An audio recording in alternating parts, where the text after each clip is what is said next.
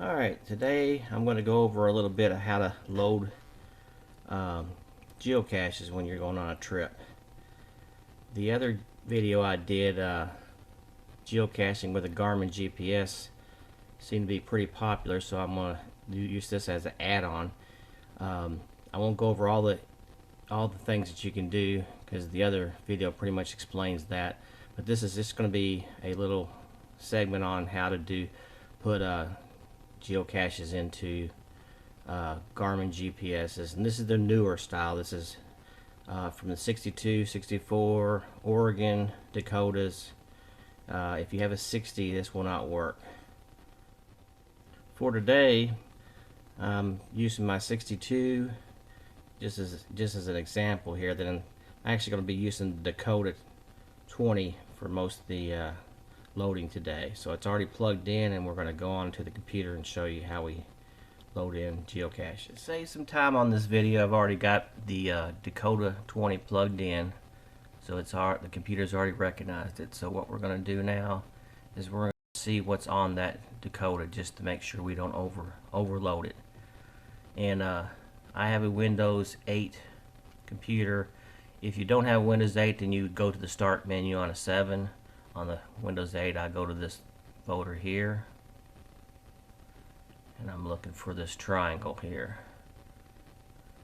Click on that under Garmin and your GPX files.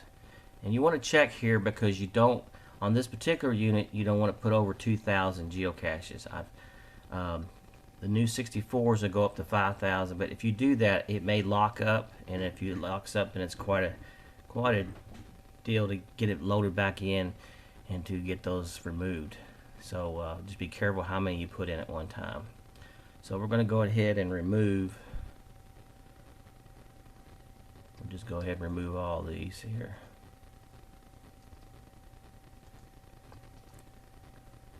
So that's going to clear out all the geocaches in that unit. Alright, so now what we're going to do is go to our geocaching windows that we're used to.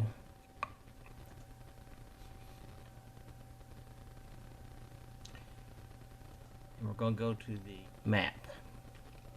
Now, what we're going to do first is there's going to be two ways I'm going to show you how to load these. First off, we're going to do a short trip. Let's just say, for instance, that you're going to go from, let's just say we're going to go from Lexington, Lexington, Kentucky to Ashland. And what I do is, you can do geocaches along a route, but the trouble with that is you get caches like this one, for instance, doesn't have an exit to it. You have to come in from a different direction. So that's why I do this way. Is okay, you go down and you start off in Lexington and you head down the road. Okay, here's your first intersection. So you have one here. What I do is I go to this, click on this, and what's nice about this is you also have the favorite points in here too, so you can get an idea if you want to look at it or go look at it or add it into your list just because of the favorite points. So anyway, while you're in here, you go down and you see send. Now if you don't have the communicator from Garmin loaded in, it'll prompt you to load that communicator in, and then this will work. So if this doesn't work the first time, then you might have to load in Garmin communicator.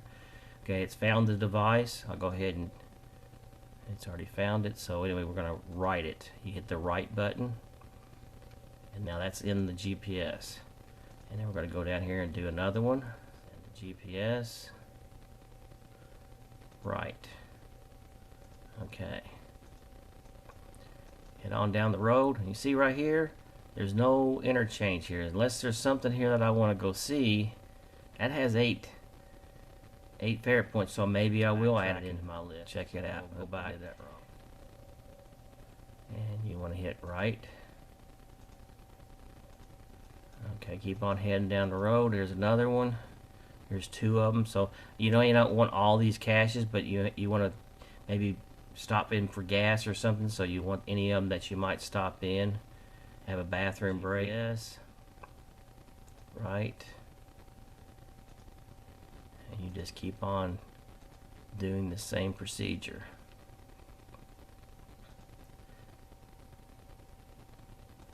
right. And you continue to do this. Like I say, as you're going down, you'll see ones that you've done, so that way you don't get those in that section. So they go down, and another thing you'll see is you'll see a rest areas. You'll want to make sure you get the rest areas. I've already done this one, so I won't put it in there, but you'll want to get the rest areas. And if you're coming and going the same way, you'll want to get the one that there's coming back on the other side. While you're doing this, you can do this in the thing I'm going to show you here for the long range in a minute. But while you're doing this, if you look out and you see something looks interesting, there's an abandoned railroad series, which is a good series. So maybe for some reason you want to catch that in we can go ahead and add that in as well. Now, like I say, we're here back to the exit again. Let's go ahead and add this one in. GPS. So anyway, you kind of get the idea of what we're doing there. We'll do that all the way out, and what it'll keep on adding them into the GPS. And if you remember, we cleared out the Dakota, so what you see on there is what we've added in. So here, let's just go ahead and do this earth cache here. We'll throw it in. It's got 7 maybe in here. So we continue that all the way out to where we're traveling to. It's Ashland. We'll do it out to Ashland. So anyway, we would continue that out, and what we'll do now is take a look at what that really looks like. So go back and we'll minimize that, and we'll go back to our Dakota and go under GPX files and see, here's all these ones we've added. So they're already in our GPS now. So that's one way you can add them in. Now the other way you can add them in is if you're doing a long range trip. If you've got a bunch of caches that you're going, like in my case, I'm going to go to Geo Woodstock real soon, and you may not be able to get them all on your GPS, so you want to have a bunch of them saved as pocket quarries.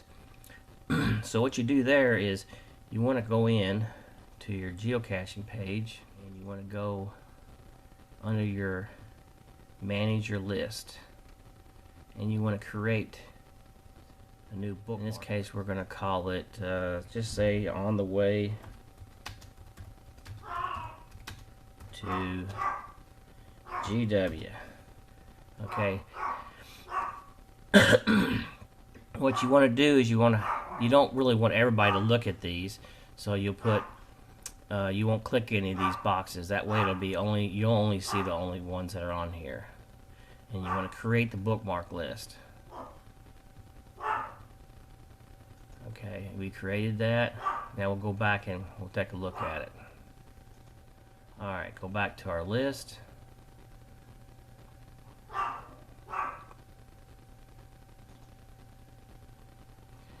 And we should see,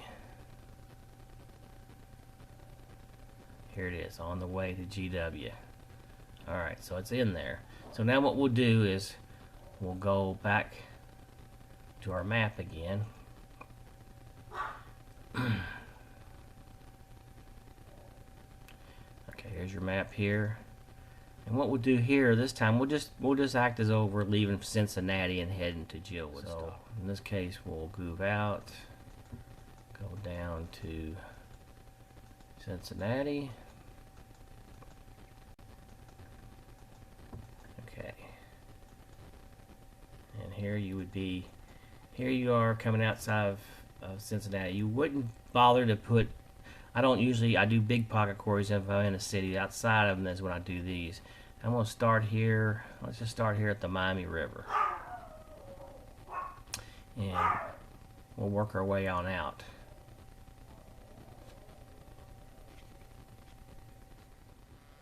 So anyway, we're heading down 71 here, and what we do this time is a little different. You take this cache and you click on it, and you see, okay, there's another one, 11 favorite points. So instead of hitting send to GPS this time, we're going to say, when you do bookmark, it's going to come up to whatever your alphabetical, the top one is in your category, but we want to actually look for the one we created, which was on the way to GW. And then we want to create bookmark. Alright, now here you click back and you hit this one, the next one, and you go mark. And now it's going to automatically revert to where we were at, so we don't have to change this each time. It'll go to where we last left off in there. And see, like this one here you'd have to go a different way to get to it. You want to look at it, it don't have any favorite points, no reason to go pick that up. So head on down the road. Here's a bunch of question mark caches. Don't usually hit those, so this one's off the main trail, so I'll leave that alone too. So you head on down the road. And here's one you'll see at the gray area around here. It's actually got a problem right now, so I probably wouldn't put that one in if I was taking my trips pretty soon. So anyway, here's one here. Great bookmark. All right. And you keep on heading down the road. There's nothing really there except way out here, so we wouldn't bother with that one. Keep on heading out, and you see I've done one here.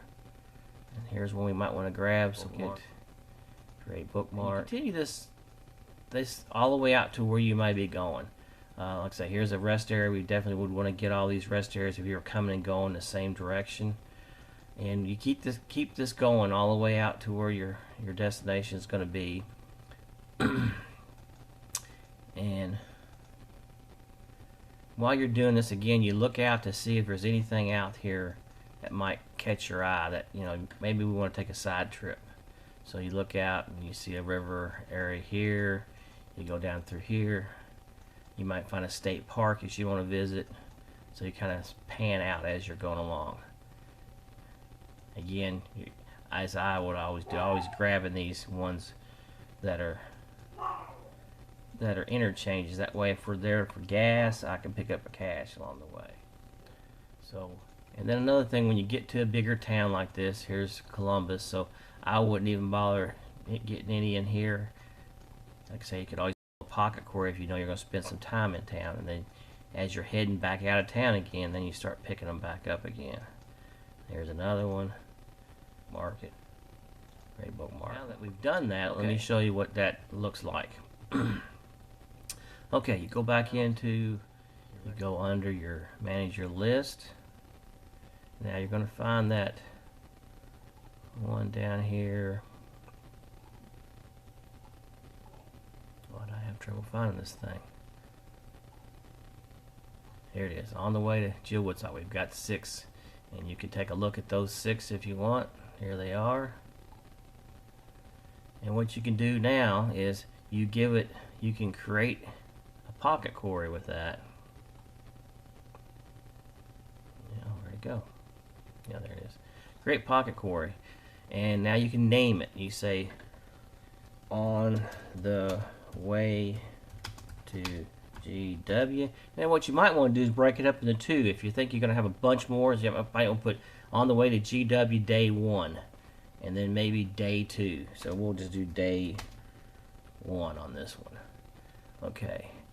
And what I do is I usually run this query once and then delete it. And you want to include the pocket query name. That way you kind of know what that is and you save this file. So anyway, at that point you'll submit the information. Now I didn't pick a day, so it won't send it to me, but I would normally pick a day when I want that query to send to me. And like I say, if you're curious on how to load these into your GPS, look at my other video, and I'll try to leave a link in the comment sections of this video. And that's pretty much all I've got for now. If you have any questions, post on here and let me know, and I'll see if I can get back with you.